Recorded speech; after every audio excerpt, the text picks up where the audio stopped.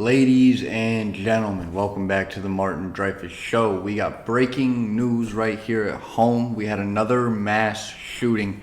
I think this is the third this month in South Carolina inside of a mall. So without any further ado, let's get the news on the 10 shot and what appears to be 2 people shot in a South Carolina mall sends people running for their lives. Another 2 were trampled trying to get to safety. Police confirm they have 3 people in custody. This is video of one of those people. Officers are asking the public for help piecing together what happened.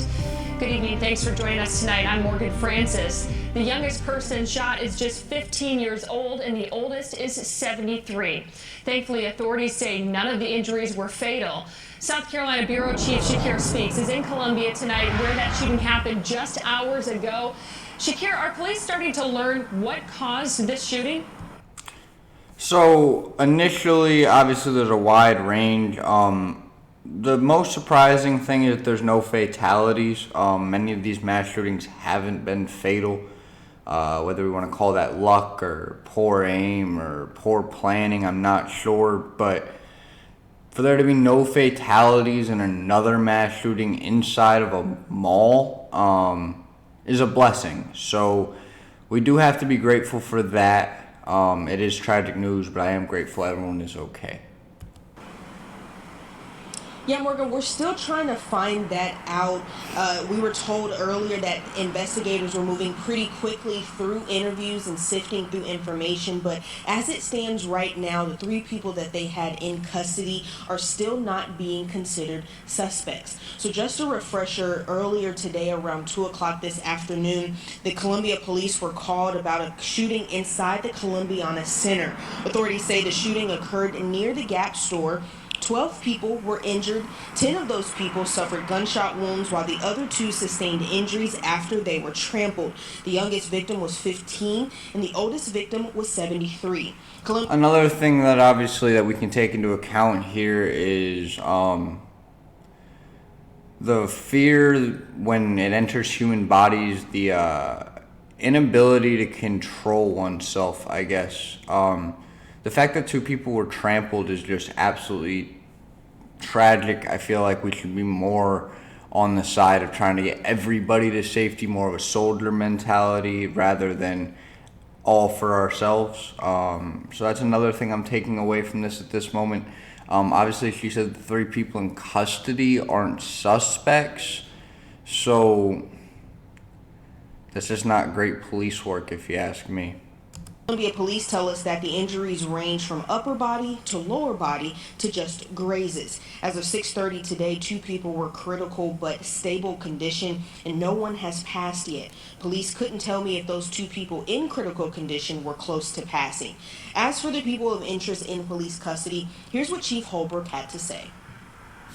We have 3 people detained. What we know is at least 3 people were seen with firearms inside the mall, and at least 1 person fired a weapon. That could change. That could change. Don't we I mean, this doesn't seem like, a shoddy mall. It seems like a pretty upscale mall. So there's definitely cameras everywhere. We don't have video footage of how many people were shooting. I mean, from my understanding, we have 3 people in custody that weren't even the ones with firearms.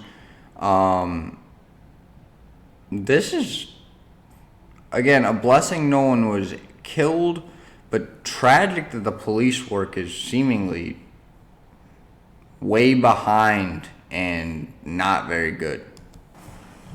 Police went through and cleared stores one at a time. They did an initial sweep for those who were injured. Individual stores locked their doors and sheltered in place, and then law enforcement teams went through the mall, removing people who did shelter in place. And around 6:30 today, authorities tell me they were almost done with the sweep as people were hiding in the tightest nooks and crannies to be as far away from the shooting as possible.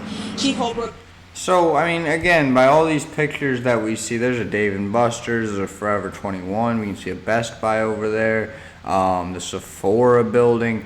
All the buildings are pretty modern, very nicely built. This doesn't seem like, a common place for this to happen, yet And it also seems like a place of technology should be beyond up to par. So I really just don't understand how we don't have the proper people detained, yet we've detained the wrong people. And what's the reasoning behind those detainments? So I do have further questions. Obviously, this is a time game, but, you know, for the situation at hand, most mass shootings are ended by a shooter, you know, either killing themselves or being arrested. So this is pretty bad police work. Nooks and crannies to be as far away from the shooting as possible.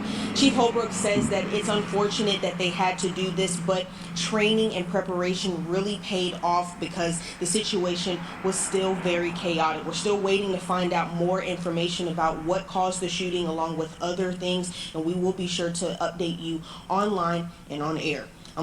So overall, the reporting was okay. The news is tragic, but still a blessing no one was injured, and the police work is awful. Yeah, I kind of want to end off every segment from now on just kind of giving my opinion on the actual news report itself, because we're not always doing a Washington Post. This is obviously a more local newscast. So first things first, the people knew what they were talking about in the sense that they were professional, and they weren't heavily reading from a script. At least they didn't appear so. And furthermore, they did a decent job. However, my critiques would be that the music in the beginning was way too loud. You couldn't really hear what they were saying, and the questions they asked just weren't up to par. So that's my little critique. I appreciate you guys tuning into the news. Have a great day.